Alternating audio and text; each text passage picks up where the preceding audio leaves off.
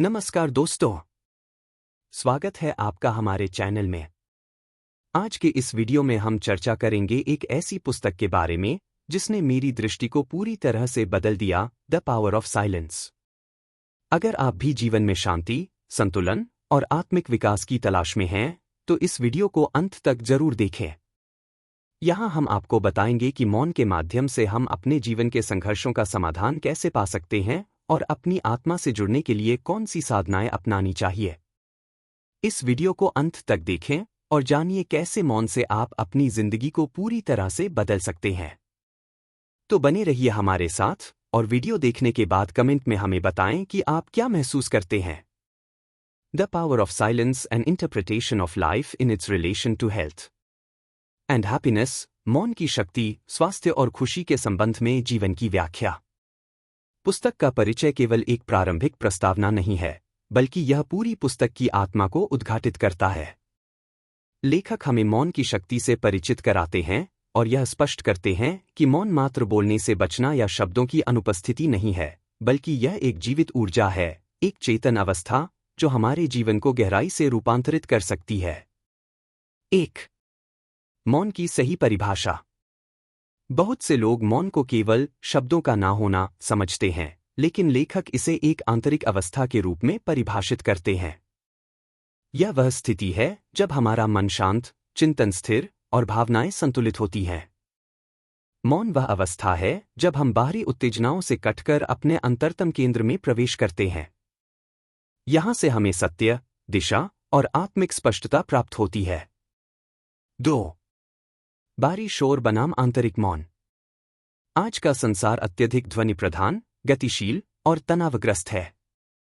Mobile, social media, विज्ञापन, लगातार बातचीत, ये सब मानसिक शोर उत्पन्न करते हैं। इस शोर में आत्मा की आवाज दब जाती है। लेखक बताते हैं कि जब हम इस सब को थोड़ी देर के लिए छोड़कर मौन की ओर लौटते हैं, तब हमें भीतर से वह मार्गदर्शन प्राप्त होता है जो बाहरी शोर कभी नहीं दे सकता। 3. मौन, आध्यात्मिक और मानसिक उपचार। मानसिक तनाव, असमंजस, भय, क्रोध, ये सब मन के अस्थिर होने के संकेत हैं। मौन एक प्रकार का आत्मिक उपचार है। यह हमारे अवचेतन मन की गहराइयों को शांत करता है। मौन के क्षणों में हम अपने स्वभाव, इच्छाओं और पीड़ाओं को समझ पाते हैं। लेखक यह सुझाव देते हैं कि प्रतिदिन कुछ समय के लिए मौन में बैठना, जैसे ध्यान, जप या चिंतन, हमारे मानसिक स्वास्थ्य और आत्मिक विकास के लिए अत्यंत आवश्यक है। 4. आत्मसाक्षात्कार की राह। मौन केवल आराम देने का माध्यम नहीं, बल्कि यह हमें आत्मसाक्षात्कार की ओर ले जाता है। जब हम मौन में उतरते हैं, तब हम अपने असली स्वरूप से जुड़ते हैं, जिसे लेखक आत्मा, चेतना या ईश्वर का अंश कहते हैं। इस आत्मा से जुड़ना ही जीवन का सर्वोच्च उद्देश्य है और मौन उस दिशा में पहला कदम है। 5. मौन का व्यावहारिक पक्ष। लेखक यह भी समझाते हैं कि मौन का अभ्यास केवल ध्यान या योगशाला तक सीमित नहीं है। इसे हम अपने दैनिक जीवन में भी शामिल कर सकते हैं, जैसे भोजन करते समय, अकेले बैठकर सांसों का ध्यान करते समय या बोलने की जगह सुनने की आदत डालकर। इससे हमारी एकाग्रता, धैर्य और सहनशीलता बढ़ती है। रिश्तों में भी मौन एक चमत्कारी औषधि है। यह हमें जवाब देने से पहले सोचने और टकराव के बजाय समझदारी से प्रतिक्रिया देने में सक्षम बनाता है। द पावर ऑफ साइलेंस का यह परिचय हमें यह समझाने का प्रयास करता है कि मौन केवल चुप्पी नहीं, बल्कि आत्मा की भाषा है, ध्यान का द्वार है, आंतरिक शांति का स्रोत है और जीवन में सच्चा मार्गदर्शन पाने का माध्यम है। प्रेरणादायक पंक्तियां। जब शब्द चुप हो जाते हैं, तब आत्मा बोलती है। मौन वह पुल है जो मनुष्य को ईश्वर से जोड़ता है। बाहरी संसार में जितना शोर है, भीतर उतना ही मौन जरूरी है। अध्याय 1 प्रस्तावना, इंट्रोडक्टरी। यह अध्याय मूल रूप से पाठक को मौन की शक्ति और आवश्यकता से परिचित कराने वाला प्रवेश द्वार है। लेखक चाहते हैं कि पाठक पहले यह समझे कि मौन क्यों आवश्यक है और यह कैसे एक आध्यात्मिक अभ्यास बन सकता है। यह अध्याय हमारे दिन प्रतिदिन के अस्तित्व और आंतरिक संसार के बीच की खाई को पाटने का प्रयास करता है। 1. जीवन में शोर का प्रभाव। लेखक बताते हैं कि आधुनिक मनुष्य निरंतर ध्वनि, विचार और संचार के शोर से घिरा हुआ है। सुबह आंख खुलते ही मोबाइल, समाचार, ईमेल और कार्य की योजना सब कुछ हमारे मस्तिष्क को भर देते हैं। हम हर समय कुछ न कुछ सोचते, बोलते या सुनते रहते हैं। यह सतत गतिविधि हमारे मन को अस्थिर और चिंताओं से भरपूर बना देती है। परिणाम: इस व्यस्तता और विचारों की भीड़ में हमारी आत्मा की आवाज दब जाती है। हम अपने भीतर क्या चाहते हैं, क्या अनुभव कर रहे हैं, यह सब सुन ही नहीं पाते। 2. मौन एक आध्यात्मिक अभ्यास। लेखक मौन को केवल कुछ न बोलना नहीं मानते।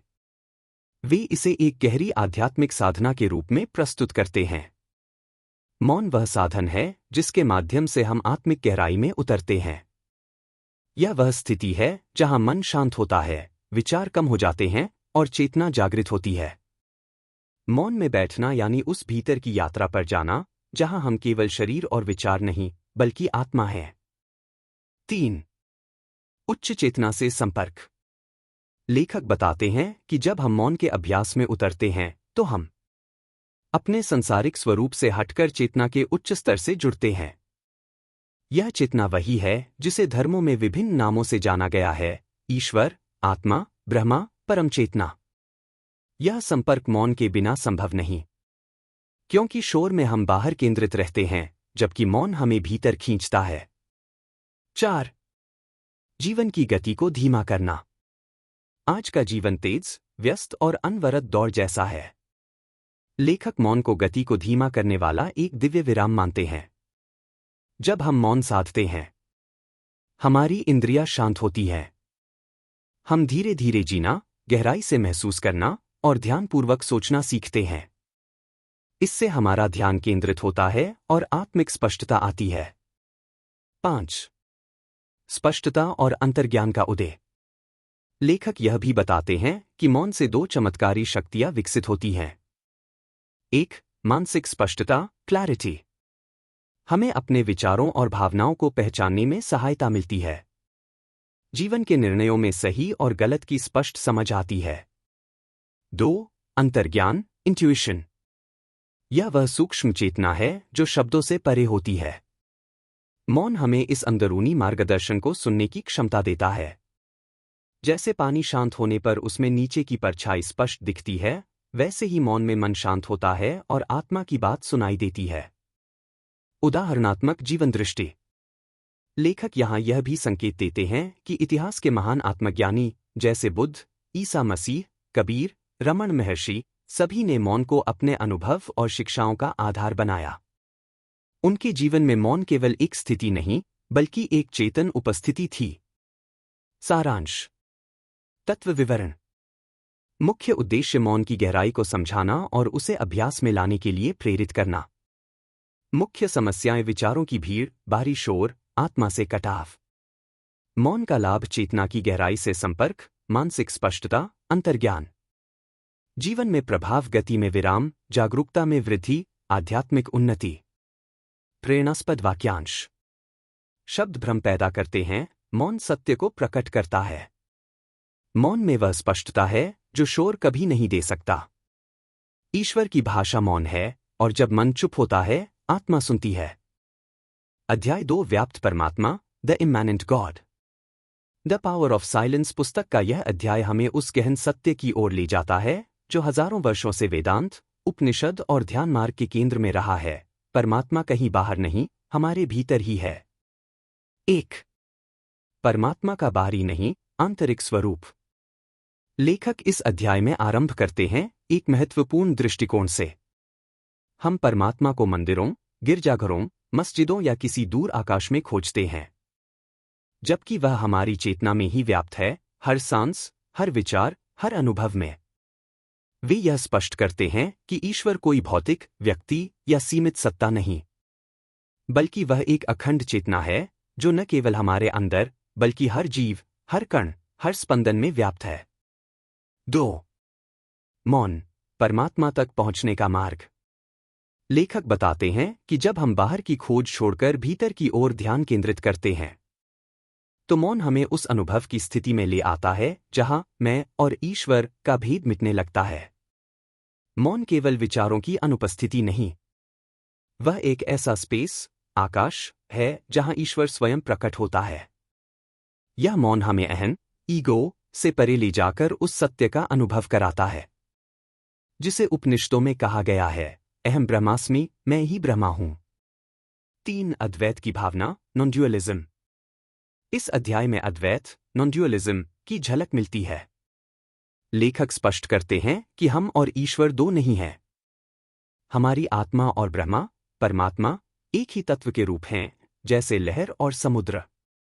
जब हम मौन साधते हैं, हम इंद्रियों और मन की सीमाओं को पार करते हैं। तब हमें अनुभव होता है कि हम कोई अलग सत्ता नहीं, बल्कि उसी परम सत्ता की छाया, प्रकाश और चेतना है। 4 चेतना की 3 अवस्थाएं। लेखक चेतना की अवस्थाओं की चर्चा भी करते हैं। 1 जागृत अवस्था, वेकिंग, जहां हम दुनिया को बाहर से अनुभव करते हैं। 2 स्वप्न अवस्था, ड्रीम, जहां मन कल्पनाएं करता है। 3 सुषुप्ति या मौन अवस्था, डीप साइलेंस, जहां न विचार होते हैं, न अहम, बस परमात्मा की उपस्थिति। मौन की गहराई में उतरने से हम तीसरी अवस्था का अनुभव करने लगते हैं, जो सबसे निकट है उस व्याप्त ब्रह्मा से साक्षात्कार के। 5 मौन और आत्मचेतना का जागरण।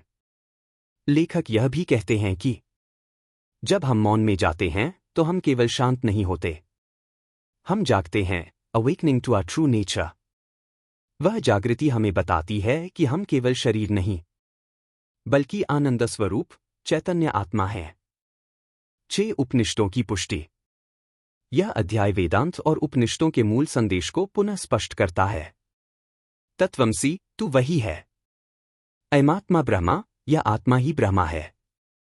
सर्वम खल्विदम ब्रह्मा, यह संपूर्ण ब्रह्मा है। यह विचार मौन के अभ्यास के साथ साकार होते हैं। सारांश। विषय व्याख्या। परमात्मा की प्रकृति वह कोई बाहरी सत्ता नहीं, बल्कि हमारी चेतना में समाहित है। मौन का कार्य हमें अहंकार से परे ले जाकर परमात्मा से जोड़ता है।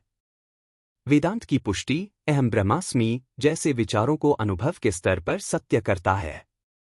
आध्यात्मिक जागृति मौन से आत्मा की अनुभूति और परमात्मा से एकता का अनुभव होता है। मुख्य भावना परमात्मा को बाहर नहीं, भीतर खोजना सीखें।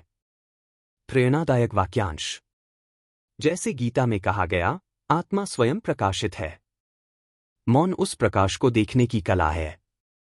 ईश्वर की खोज में जितना बाहर जाओगे, उतना भटकोगे।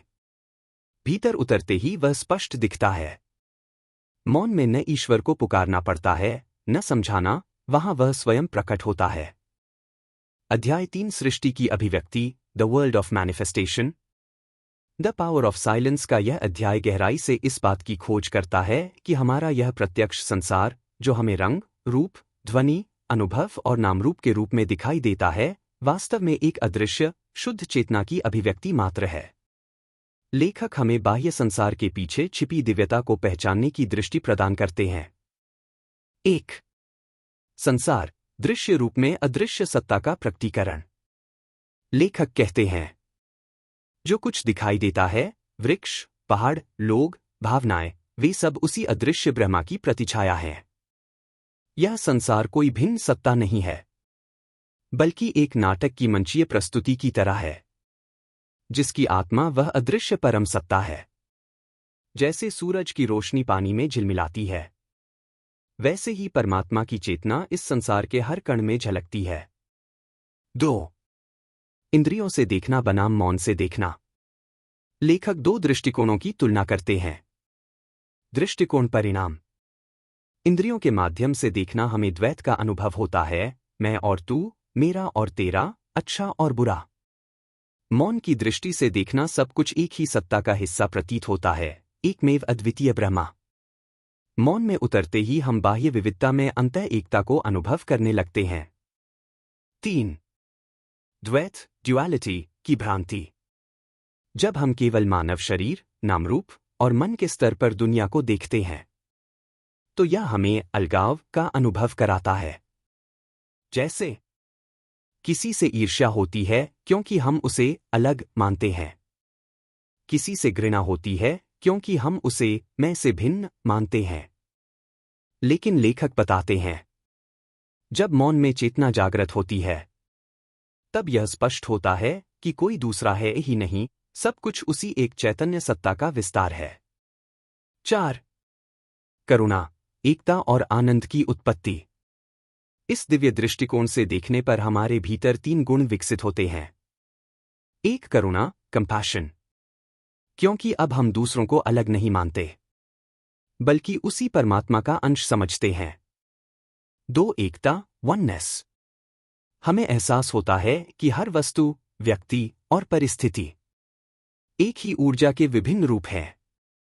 3. आनंद, ब्लिस, जब हम संसार को परमात्मा की लीला भूमि समझते हैं, तो दुख भी एक दिव्य शिक्षण का रूप लगने लगता है।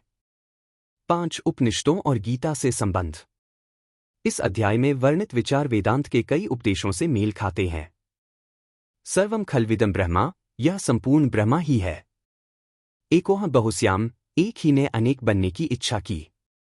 गीता में श्री कृष्ण कहते हैं, मैं ही जल का रस हूं, अग्नि की ज्वाला हूं, सूर्य का तेज हूं।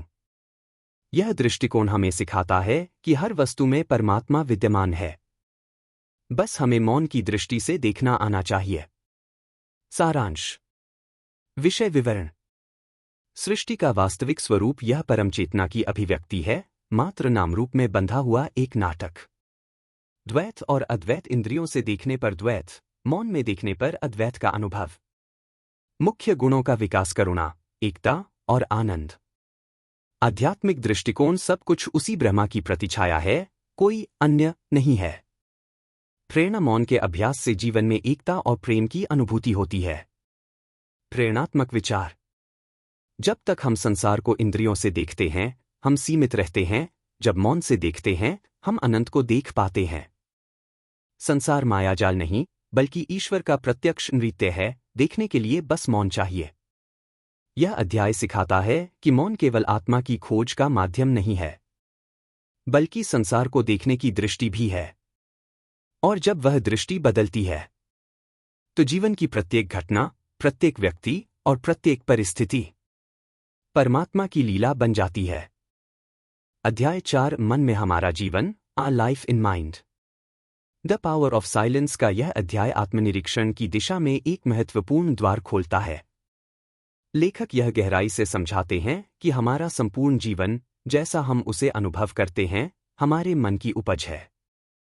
यथार्थ से अधिक, हम उस सोच के अनुसार जीते हैं जो हमारे भीतर लगातार चल रही होती है। 1. जीवन का निर्माण मन से होता है। लेखक का मुख्य संदेश है, हम जैसा सोचते हैं, वैसा ही बनते जाते हैं। हमारे विचार ही हमारे अनुभवों की नींव है। प्रत्येक भावना, प्रतिक्रिया, निर्णय और संबंध सब मन में जन्म लेते हैं। बाहरी संसार एक दर्पण मात्र है जो भीतर के मन की तस्वीर को दिखाता है। उदाहरण, अगर किसी के मन में डर है, तो उसे हर परिस्थिति में खतरा दिखाई देगा।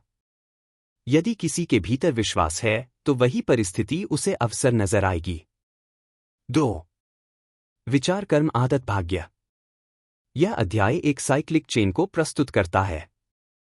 स्तर विवरण। विचार, थॉट, मन में उत्पन्न हर विचार बीज के समान होता है। कर्म, एक्शन, वही विचार हमारी प्रतिक्रियाओं और कार्यों में बदल जाता है। आदत, हैबिट, बार बार के कर्म एक स्वचालित व्यवहार बना देते हैं। भाग्य, डेस्टिनी, यही आदतें जीवन का मार्ग और परिणाम तय करती हैं। इसलिए अगर हम अपने विचारों को बदल दें, तो धीरे धीरे पूरा जीवन बदल सकता है। 3. मौन, मन को देखने और शुद्ध करने का साधन। मौन कोई नकारात्मक स्थिति नहीं है, बल्कि यह वह अवस्था है जहां हम अपने मन के प्रकृति को बिना हस्तक्षेप के देख सकते हैं। मौन की शक्तियां। मन की गति को धीमा करता है, जिससे विचार स्पष्ट दिखते हैं। विचारों का निरीक्षण संभव होता है, हम समझ पाते हैं कि कौन से विचार नकारात्मक हैं और कौन से रचनात्मक। विचारों को दिशा देने की क्षमता बढ़ती है, जिससे संकल्प शक्ति मजबूत होती है। मौन के बिना हम अपने विचारों के दास बने रहते हैं। मौन के साथ हम उनके मास्टर बन सकते हैं। 4. विचारों की गुणवत्ता। जीवन की गुणवत्ता। लेखक बताते हैं कि विचार दो प्रकार के होते हैं। प्रकार प्रभाव। सकारात्मक विचार आत्मविश्वास, प्रेम, रचनात्मकता और शांति को जन्म देते हैं। नकारात्मक विचार भय, ईर्ष्या, क्रोध और चिंता को बढ़ावा देते हैं। मौन के अभ्यास से हम धीरे धीरे नकारात्मक विचारों से दूरी बनाना और सकारात्मक विचारों को पोषित करना सीखते हैं। 5. ध्यान और आत्मिक उन्नति। ध्यान मौन का ही एक उन्नत रूप है। जब हम नियमित रूप से ध्यान करते हैं, हमारा मस्तिष्क पुनर्गठित होता है। वैज्ञानिक रूप से भी सिद्ध है कि ध्यान करने वालों का फ्रंटल लोब अधिक सक्रिय होता है। चिंता और तनाव में कमी आती है। आत्मज्ञान का प्रकाश जागृत होता है। लेखक का संकेत स्पष्ट है। अगर आप अपने जीवन को बदलना चाहते हैं तो पहले अपने मन की दिशा बदलें, और वह बदलाव मौन के मार्ग से आता है। वेदांत और योग दर्शन से संबंध। यह अध्याय वेदांत की उस धारणा से मेल खाता है कि मन एव मनुष्याणां कारणं बंध मोक्षयोः। मनुष्य का मन ही उसके बंधन और मोक्ष का कारण है। यदि मन बाह्य विषयों में आसक्त है तो यह बंधन बनता है। यदि मन अंतर्मुखी और मौन है तो यही मोक्ष का द्वार बनता है। सारांश। विषय विवरण। मुख्य संदेश। जीवन की सारी संरचना हमारे विचारों पर आधारित है। विचारों का प्रभाव। विचार कर्म आदत भाग्य। मौन का कार्य। विचारों का निरीक्षण और नियंत्रण। मौन से लाभ। मानसिक स्पष्टता, आत्मिक जागरण, जीवन में संतुलन। आध्यात्मिक परिप्रेक्ष्य। मन ही बंधन और मोक्ष का कारण है। मौन से मोक्ष संभव। प्रेरणात्मक विचार।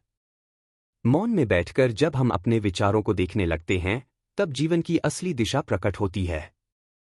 मन ही संसार का निर्माता है और मौन उस निर्माण का नियंत्रण करता है। इस अध्याय का सार यह है कि बाह्य दुनिया को बदलने का प्रयास व्यर्थ है जब तक हम अपनी भीतरी दुनिया यानी अपने विचारों और मन को नहीं बदलते, और यह बदलाव मौन के द्वारा ही संभव है। मौन आत्मा की भाषा है। मन को जानना, जीवन को जानना। अध्याय 5। पीड़ा का अर्थ। The meaning of suffering.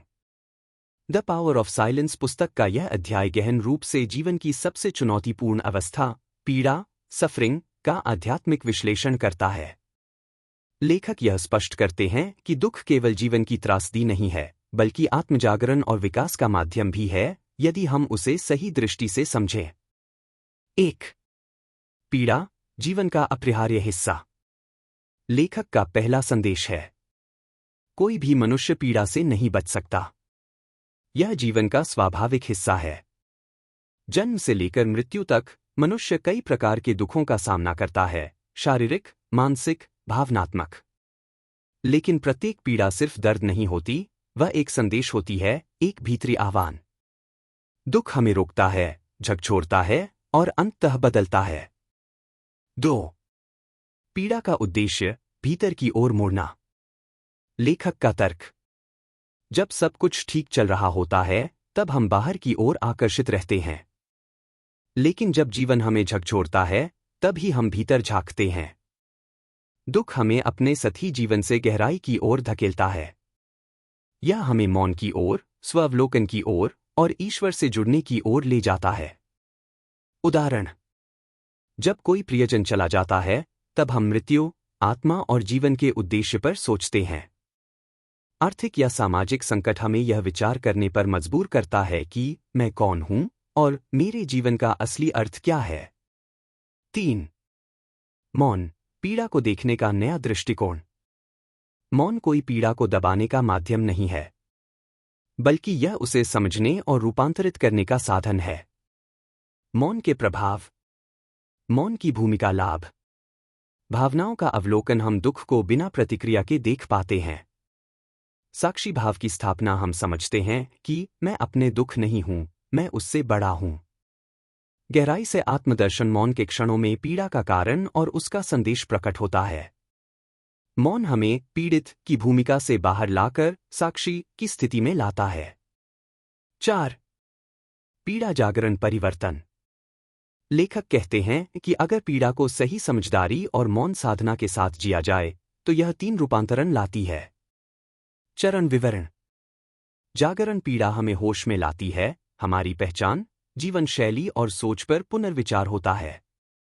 स्वीकार्यता हम विरोध करना छोड़ते हैं और जीवन को जैसा है वैसे स्वीकारते हैं।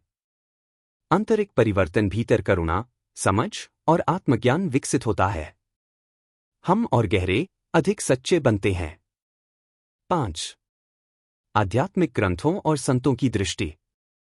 लेखक इस अध्याय में यह भी इंगित करते हैं कि अधिकतर संतों, ऋषियों और आत्मज्ञानी व्यक्तियों का जागरण पीड़ा के अनुभवों से ही हुआ।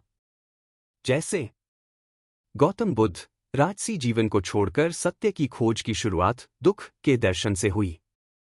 मीराबाई, प्रेम में अस्वीकार और पीड़ा से उन्होंने कृष्ण में पूर्ण समर्पण पाया। ईसा मसीह, अपने दुख के माध्यम से ही मानवता को प्रेम और क्षमा का संदेश दिया। इन उदाहरणों से स्पष्ट होता है कि पीड़ा वह अग्नि है जिसमें अहंकार जलता है और आत्मा प्रकट होती है। 6. दुख को समझने का नया नजरिया। पारंपरिक सोच मौन की सोच। दुख बुरा है, इससे बचना चाहिए। दुख एक अवसर है जागने और बढ़ने का। यह मेरे साथ ही क्यों हुआ? यह मेरे लिए क्यों हुआ? क्या सिखाने आया है? मैं पीड़ित हूं, मैं साक्षी हूं, यह अनुभव भी बीत जाएगा। सारांश। बिंदु विवरण। मुख्य संदेश पीड़ा जीवन का शिक्षक है, दंड नहीं। मौन का प्रभाव हमें पीड़ा को समझने और स्वीकारने की शक्ति देता है। आध्यात्मिक फल आत्मज्ञान, करुणा, आंतरिक शक्ति, साक्षी भाव। पारंपरिक विचार से अंतर पीड़ा को समस्या नहीं, अवसर माना गया है। प्रेरणात्मक विचार। दुख जीवन की सबसे बड़ी धोखेबाजी नहीं है, बल्कि सबसे बड़ा गुरु है, बशर्ते हम मौन होकर उससे सुने। मौन हमें सिखाता है, पीड़ा से भागो मत, उससे संवाद करो। इस अध्याय में लेखक यह स्पष्ट करते हैं कि पीड़ा से डरने या भागने की बजाय हमें उसमें उतरना चाहिए, मौन के साथ। क्योंकि तभी हमें उस पीड़ा का वास्तविक उद्देश्य और संदेश समझ आता है। पीड़ा भीतर से पुनर्जन्म की प्रक्रिया। मौन उस जन्म की दाई। अध्याय 6 जीवन के साथ सामंजस्य, एडजस्टमेंट टू लाइफ। इस अध्याय में लेखक गहराई से समझाते हैं कि मौन केवल ध्यान या साधना का माध्यम नहीं है, बल्कि व्यवहारिक जीवन में सामंजस्य बैठाने की कुंजी भी है। जीवन में जब हम अस्थिरता, मतभेद, संघर्ष या भावनात्मक हलचल से जूझते हैं, तो मौन ही वह आंतरिक शक्ति है जो हमें संतुलन और समझदारी से जीना सिखाता है। 1. मौन, जीवन की चुनौतीपूर्ण परिस्थितियों में संतुलन का आधार। लेखक बताते हैं कि जीवन कभी स्थिर नहीं होता। यह निरंतर बदलता रहता है। संबंधों में टकराव आते हैं। कार्यस्थल पर तनाव होता है। स्वास्थ्य, वित्त, परिवार जैसी चीजें अस्थिर हो सकती हैं। इन सब का समाधान बाहर से प्रतिक्रिया देने में नहीं, बल्कि भीतर से सामंजस्य बनाने में है। मौन वह स्थान है जहां हम अपने भीतर के तूफान को शांति में बदलना सीखते हैं। 2. प्रतिक्रिया नहीं, प्रत्युत्तर देना सीखें। प्रतिक्रिया, रिएक्शन, और प्रत्युत्तर, रिस्पॉन्स, में मूलभूत अंतर होता है। प्रतिक्रिया प्रत्युत्तर आवेग आधारित चेतन निर्णय पर आधारित, तात्कालिक और अक्सर नकारात्मक, विचारशील, शांत, संतुलित। मतभेद को बढ़ाती है, समाधान की ओर ले जाती है। मौन हमें इस संक्रमण को सिखाता है। मैं हर बात पर प्रतिक्रिया न दूं, बल्कि रुककर, देखकर, समझकर उत्तर दूं। 3. परिस्थितियों को बदलने की बजाय अपना दृष्टिकोण बदलें।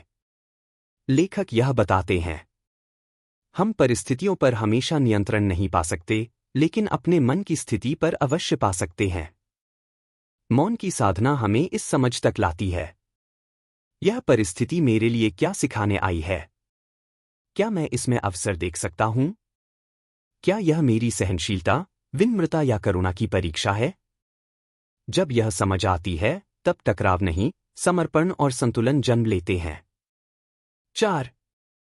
मौन का अभ्यास, बाहरी संसार में संतुलन लाने का माध्यम। मौन कोई भागने की क्रिया नहीं है, बल्कि संसार के साथ सही तरीके से जुड़ने का अभ्यास है। मौन के अभ्यास से होता है। भावनाओं पर नियंत्रण, क्रोध, ईर्ष्या, दुख को बिना दबाए स्वीकार करना। मन की स्पष्टता, उलझनों में भी स्पष्ट सोच। धैर्य का विकास, सब्र से काम लेना और प्रतिक्रिया टालना। संपर्क में शांति, हर संबंध में जागरूक संवाद। 5. सामंजस्य की कुंजी, स्वीकार्यता और लचीलापन। लेखक बताते हैं कि जीवन को वैसा ही स्वीकार करना जैसा वह इस क्षण में है, यही मौन की शक्ति है। जब हम हर परिस्थिति से संघर्ष करना छोड़ते हैं, बल्कि उसे समझदारी और मौन के साथ स्वीकारते हैं, तब जीवन स्वयं में सरल और सुंदर हो जाता है। यह अध्याय यह भी सिखाता है कि कठोरता टूट जाती है, लचीलापन टिका रहता है। जीवन से अपेक्षाओं की जगह समर्पण और सामंजस्य हो तो पीड़ा घटती है। मौन से विकसित अंतर्दृष्टि हमें क्या सही है, यह स्वतः दिखाती है। 6. दैनिक जीवन में मौन का व्यवहारिक प्रयोग। लेखक कुछ उपाय सुझाते हैं जिससे मौन को आप जीवन के विभिन्न क्षेत्रों में लागू कर सकते हैं। 1. संबंधों में बहस से पहले मौन होकर सुने। हर बात का उत्तर देना आवश्यक नहीं, कभी कभी मौन उत्तर होता है।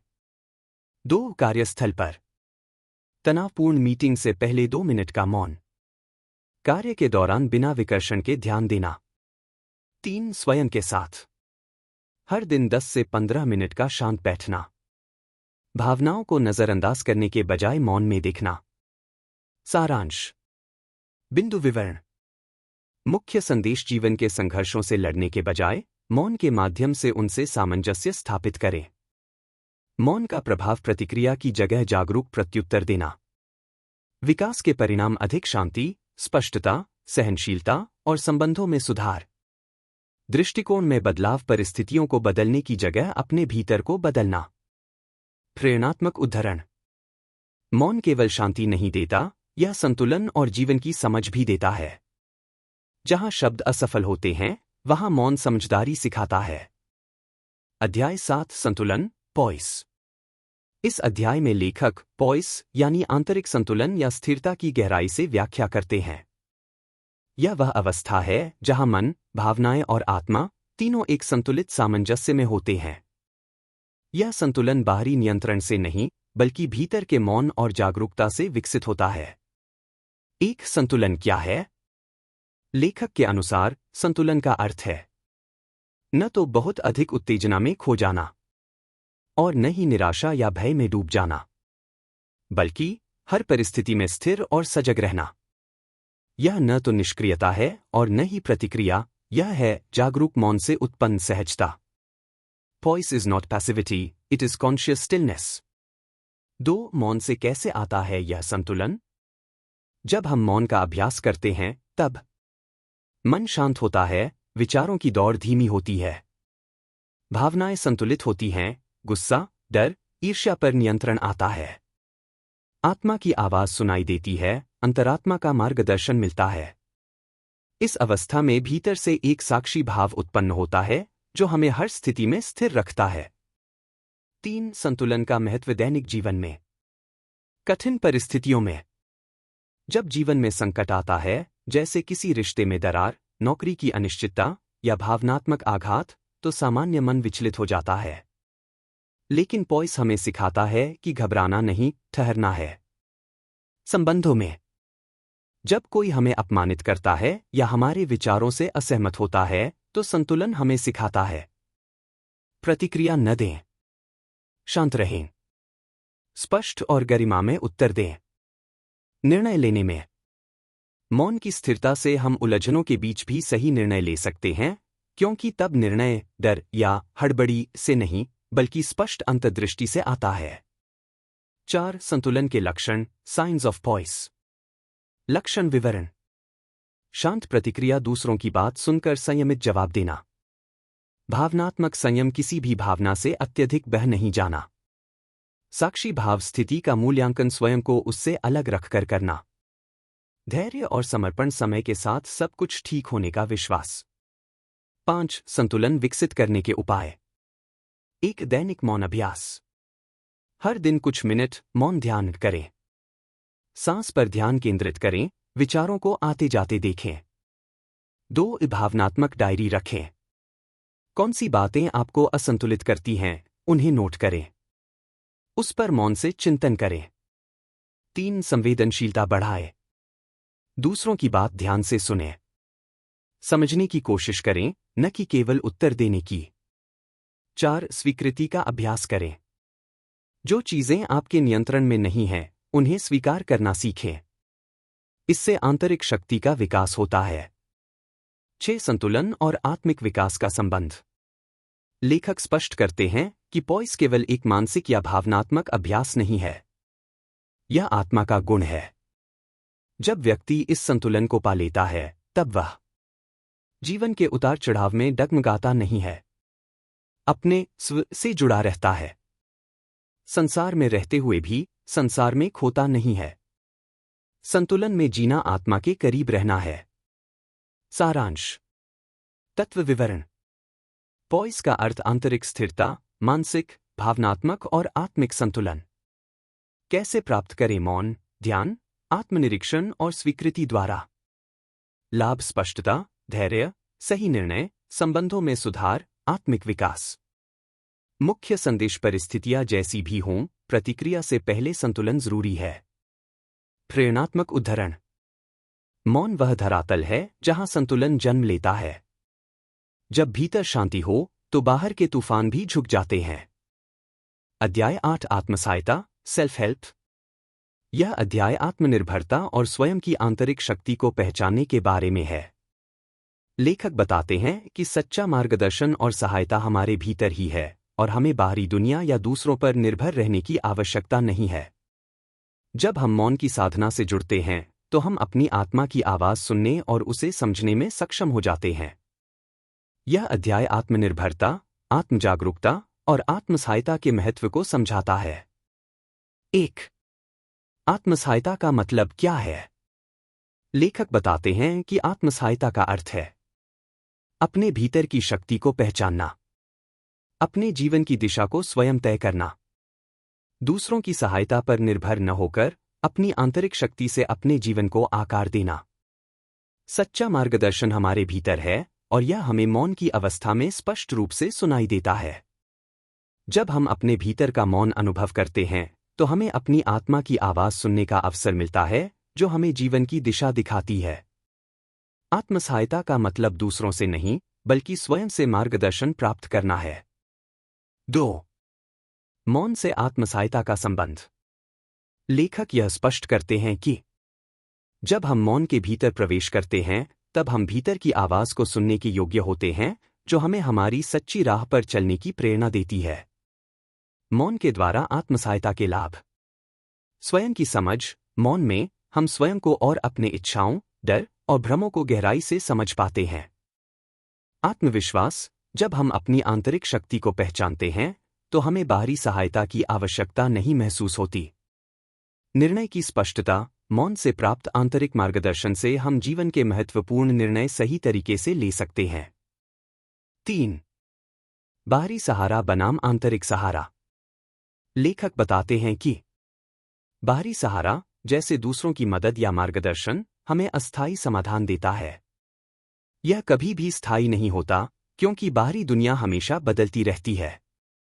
आंतरिक सहारा, जैसे अपनी आत्मा की आवाज सुनना, स्थायी और शाश्वत है, क्योंकि यह हमारी वास्तविकता से जुड़ा होता है। जब हम अपनी आंतरिक शक्ति से जुड़ते हैं, तो हम जीवन के किसी भी उतार चढ़ाव से डगमगाते नहीं हैं। आत्मसहायता से हम अपने जीवन के निर्माता बनते हैं और दूसरों की मदद केवल मार्गदर्शन के रूप में रहती है। 4. आत्मसहायता के माध्यम से मानसिक स्पष्टता। लेखक कहते हैं कि जब हम अपनी आंतरिक शक्ति को पहचानने और समझने लगते हैं, तो हमें विचारों की स्पष्टता मिलती है, सहानुभूति और धैर्य का विकास होता है। हम जीवन की अस्थिरताओं के प्रति अधिक लचीले हो जाते हैं। यह मानसिक स्पष्टता हमें आत्मसंयम रखने और जीवन के संघर्षों में स्थिर रहने में मदद करती है। 5. मौन के द्वारा आत्मनिर्भरता की प्राप्ति। मौन से हम आत्मनिर्भरता को प्राप्त करते हैं, क्योंकि हम अपनी शक्ति को समझते हैं। जब हम मौन में रहते हैं, तब हम अपनी आंतरिक शक्ति से जुड़ते हैं और समझते हैं कि हम किसी बाहरी सहायता के बिना भी अपने जीवन में बदलाव ला सकते हैं। हम अपनी निर्णय क्षमता पर विश्वास करते हैं। जब हम मौन में होते हैं तो हम अपने फैसलों पर भरोसा करते हैं क्योंकि हम अपने आंतरिक ज्ञान से मार्गदर्शित होते हैं। हम बाहरी प्रभावों से स्वतंत्र होते हैं। मौन से हमें अपने आंतरिक बल का एहसास होता है और हम दूसरों के विचारों, समीक्षाओं और अपेक्षाओं से प्रभावित नहीं होते। 6. आत्मसहायता के लिए कदम। 1. मौन की साधना करें। हर दिन कुछ समय मौन में बिताएं। अपने भीतर के विचारों, इच्छाओं और भावनाओं पर ध्यान केंद्रित करें। 2. आत्मनिरीक्षण करें। हर दिन अपनी आध्यात्मिक यात्रा का निरीक्षण करें। यह देखें कि आप किस दिशा में जा रहे हैं और क्या आपके विचार और क्रियाएं आपकी आंतरिक शक्ति के अनुरूप हैं। 3. अपने आंतरिक मार्गदर्शन पर विश्वास रखें। जब आप किसी समस्या का सामना करते हैं तो पहले अपनी आत्मा की आवाज सुनें। अपने भीतर के समाधान को पहचानें और उस पर चलें। 4. आत्मजागरूकता बढ़ाएं। अपने विचारों और भावनाओं को निरंतर निरीक्षण करें। इस प्रक्रिया से आप अधिक आत्मविश्वासी और आत्मनिर्भर बन सकते हैं। सारांश। बिंदु विवरण। आत्मसहायता का अर्थ बाहरी सहायता पर निर्भर न होकर अपनी आंतरिक शक्ति और आत्मा की आवाज से मार्गदर्शन प्राप्त करना। मौन और आत्मसहायता का संबंध। मौन से हम अपनी आंतरिक शक्ति को पहचानते हैं जो हमें आत्मनिर्भर बनाती है। मुख्य संदेश। सच्चा मार्गदर्शन हमारे भीतर से आता है और हमें बाहरी दुनिया पर निर्भर रहने की आवश्यकता नहीं है। आत्मसहायता के लाभ। आंतरिक शांति, आत्मविश्वास, मानसिक स्पष्टता और जीवन की दिशा में स्थिरता। प्रेरणात्मक उदाहरण। आत्मसहायता का अर्थ है अपनी आंतरिक शक्ति को पहचानना और उस पर विश्वास रखना।